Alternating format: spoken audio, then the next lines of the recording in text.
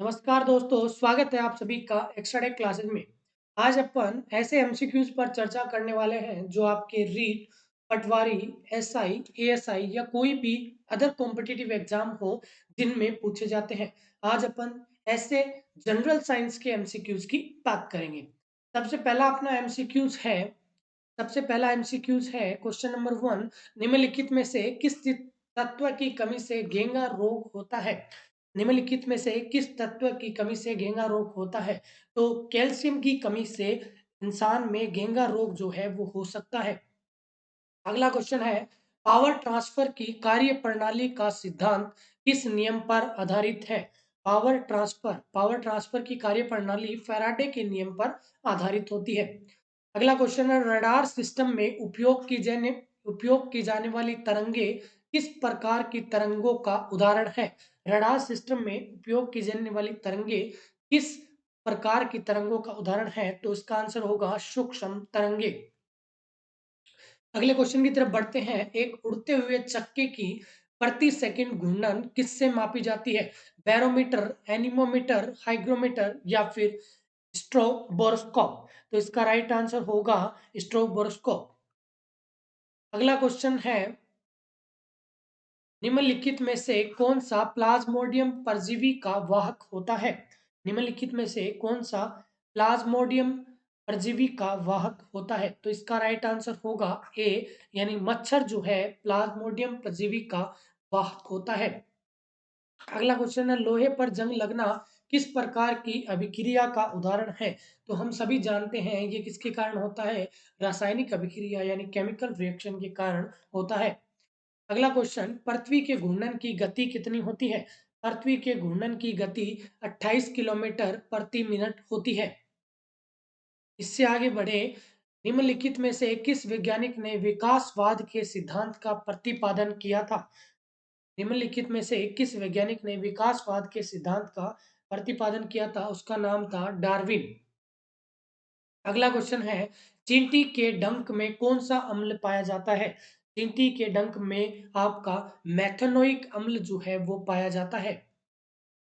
Next question, जब अगर एक लोहे की छड़ में जंग लग जाए तो उसके भार में क्या परिवर्तन होगा? अगर एक लोहे की जंग में अगर जंग लग जाएगा छड़ में तो क्या हो जाएगा, भार बढ़ जाएगा। नॉर्मली आप लोग ये घरों में भी देखने को मिलता है।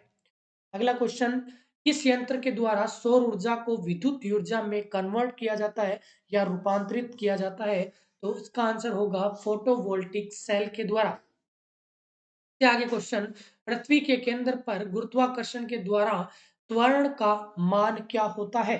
तो उसका आपका राइट आंसर होगा 0 आपका मान रहता है।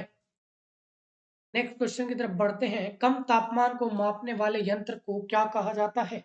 कम का कम तापमान को मापने वाले यंत्र को क्रायोमीटर कहा जाता है।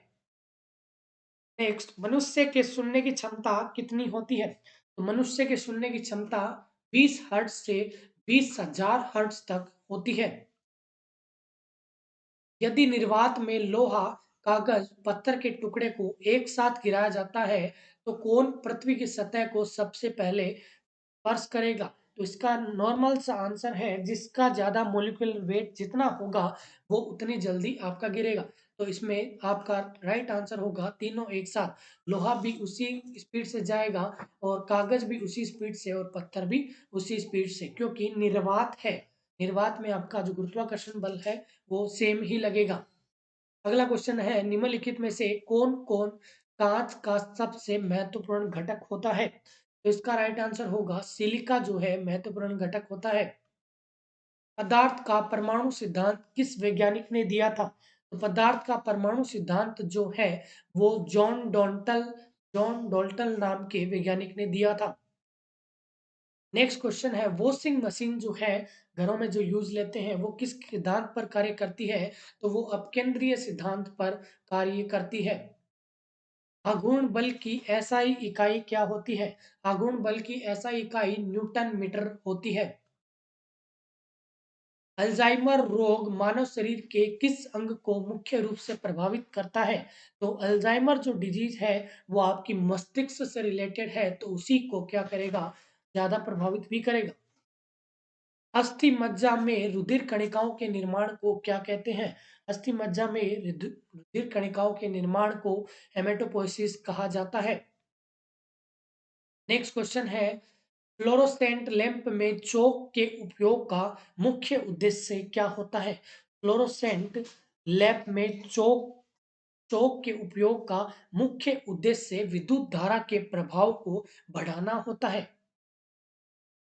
नेक्स्ट है, वन लाइनर क्वेश्चन है, यदि किसी तत्व का परमाणु क्रमांक बराबर है लेकिन परमाणु क्रमांक भिन्न भिन्न है तो उस तत्व को क्या कहा जाता है? तो ऐसे तत्व को समस्थानिक तत्व कहा जाता है।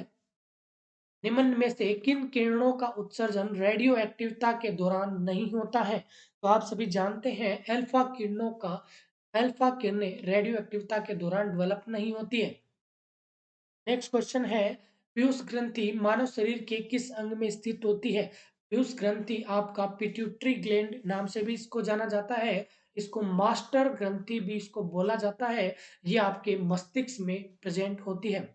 तो दोस्तों ये थे आज के अपने 25 एमसीक्यू जो आपके टॉप मोस्ट है और सभी एग्जाम्स में आए हुए भी हैं। अगर आपको वीडियो अच्छी लगे तो चैनल को सब्सक्राइब करें और वीडियो को लाइक करना न भूलें, साथ ही साथ शेयर करना न भूलें। मिलते हैं एक नई वीडियो में, तब तक के लिए नमस्कार, धन्यवाद।